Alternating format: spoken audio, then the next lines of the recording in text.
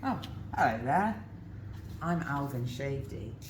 I've been invited by Toddy and Gray to come in and give you a recap on their risk assessment and fire risk assessment policies.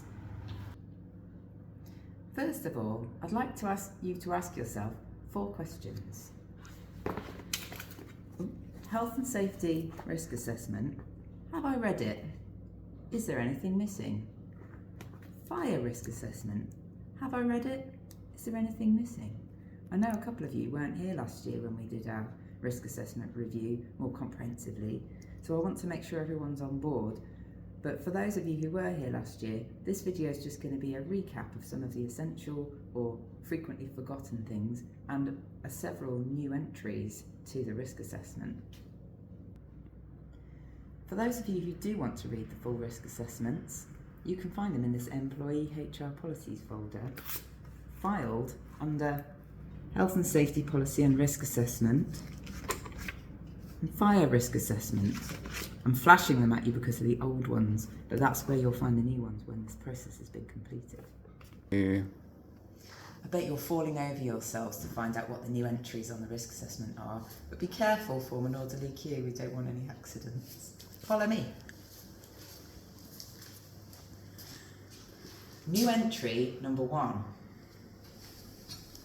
The anti-fatigue mats will be replaced when they get too shabby, but please report to us if you find that they are too much of a trip hazard or if they've run out of anti-fatigue properties, because we want your comfort to be a priority.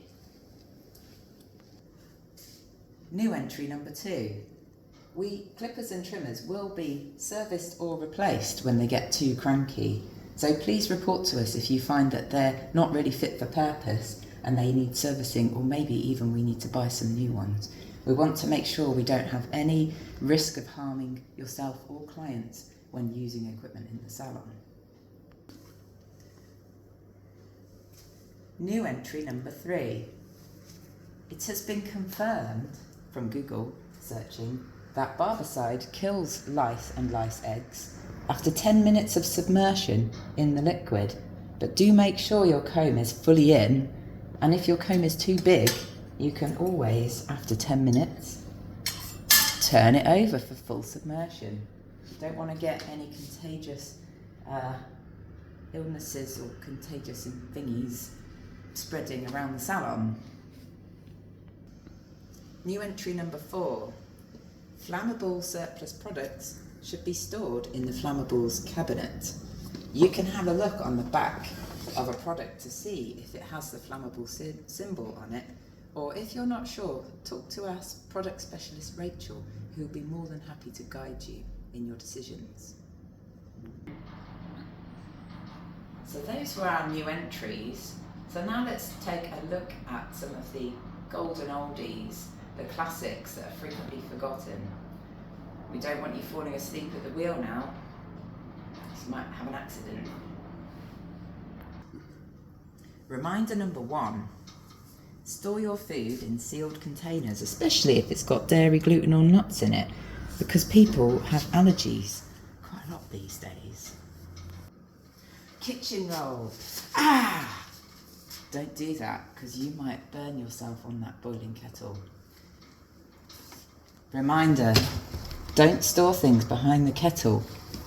Push it to the back so you're not reaching over it while it's boiling, because it really hurts. Oh, that was a lovely relaxing hair wash. Oh. Reminder number 3. Lower the styling chairs before the client gets out. Don't forget to lower the hair wash basin too. We don't want anyone toppling out of the chair and having an accident, because I've seen it almost happen. That concludes Alvin Shavedy's 2024 trip to Open Barbers. I hope you enjoyed that. That was my highlights of the most recent risk assessment of the salon and fire for 2024. So you can read the full document, and I encourage that you do, in the Employee HR Policies. It's a riveting read. Make sure you're all familiar with all the risks and hazards of working at the salon, because we want to make sure that you are safe as houses. If there's anything you find to be missing or incorrect, please do let me know at the earliest opportunity, because we want to make sure that your health and safety is our priority. Thank you very much. See you.